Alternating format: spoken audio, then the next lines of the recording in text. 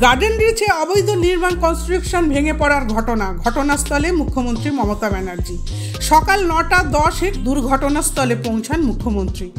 গোটা এলাকা ঘুরে দেখেন তিনি। মুখ্যমন্ত্রীর সঙ্গে ছিলেন সুজিত বসু, ফিরহাদ হাকিম, মালা রায় সহ অন্যান্যরা। মমতা বন্দ্যোপাধ্যায়ের মুখে এদিন শোনা যায় বেআইনি নির্মাণের কথা। স্থানীয় মানুষের অভিযোগ পেয়ে তিনি দ্রুত ব্যবস্থা নেওয়ার কথাও বলেন। এরপর সংকীর্ণ রাস্তা দিয়েই তিনি চলে যান হাসপাতালে।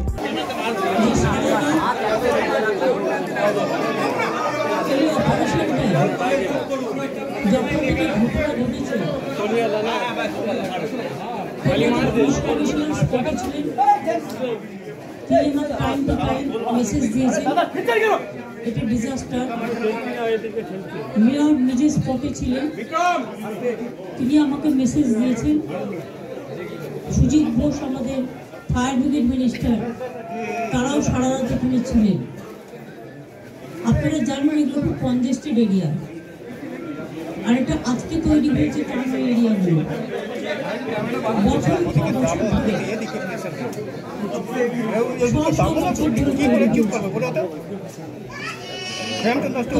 বাড়ি তৈরি করে যারা প্রমোটাররা, একাংশ, সবাই নয়, তারা তৈরি করার আগে নিশ্চয়ই ভাববেন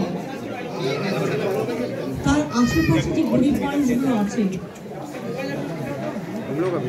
তাদের যাতে কোনো ক্ষতি না হয়। এবং একটা বাড়ি তৈরি করতে গেলে শুধু আমি একটা ছতলা বাড়ি তৈরি করে দিলাম, এটা আমার কাজ নয়। বাড়িটা যাতে মজবুত হয় এবং আইনত সেটা স্বীকৃতি কিনা, অফিসিয়াল পারমিশন পেয়েছে কিনা, সেটার ওপরও নির্ভর করে। আমি মেয়রকে জিজ্ঞেস করছিলাম যেটা অফিসিয়াল পারমিশন দিয়েছে কিনা, ও বলল না। এগুলো সমস্ত বেআইনি কিছু কিছু হয়। আলটিমেটলি আমি যা খবর পেয়েছি,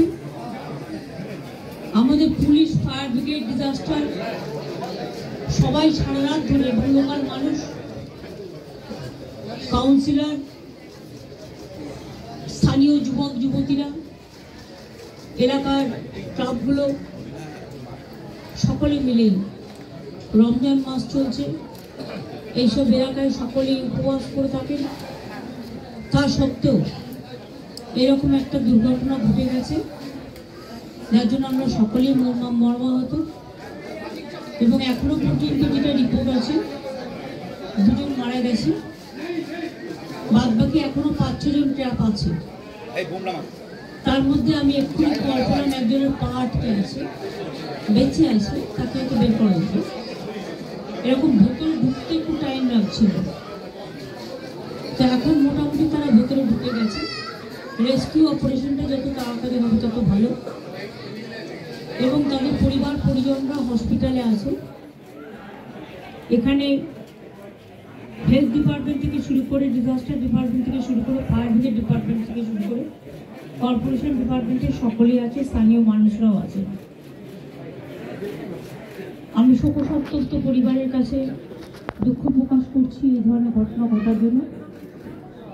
ইনলিগাল যে কাজগুলো কেউ যদি করে থাকে, তার বিরুদ্ধে অফিসিয়াল অ্যাকশন নেওয়ার জন্য আমি প্রশাসনের কাছে অনুরোধ করব।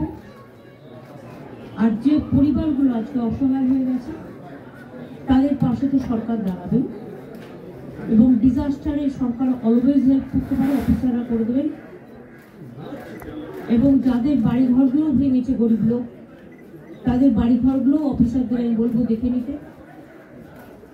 কমিশনার আছে, কমিশনার এটা দেখে নেবেন।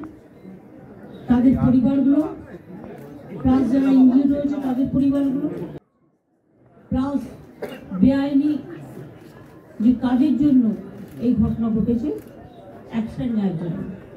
এই কথাগুলো আমি বলে গেলাম। আমি একটু এখান থেকে হসপিটালে যাব, কারণ পরিবার পরিজনরা হসপিটালে আছে, তাদের সাথে একটু দেখা করব। এই জায়গাটা এমনিতেই কনজেস্টেড, আপনাদের অনুরোধ করবে একটা সাইডে থাকুন, পুলিশ যেখানে বলবে, কিন্তু ইন্টেরিয়ারে ঢোকার চেষ্টা করবেন না, কারণ ইন্টেরিয়ারে বাড়িগুলো এত কনজেস্টেড। তবুও তো আমি শেষ পর্যন্ত যেতে পেরেছিলাম। কাজে আবার একটা কিছু ঘটনা ঘটবে, এটা আমরা চাই। আপনাদের কোঅপারেশন চাইছি। অনেক অনেক ডিটেলস এনকোয়ারি চলছে, কলকাতা কর্পোরেশন পুলিশ এনকোয়ারি করছে। আমাদের প্রাথমিক তদন্ত হিসেবে যা আমাদের সামনে এসছে সেটা আপনাদের কাছে আমি বললাম, বাদ বাকি তদন্ত করে প্রশাসন অ্যাকশন নেবে। ব্যুরো রিপোর্ট, সূত্রকার সংবাদ।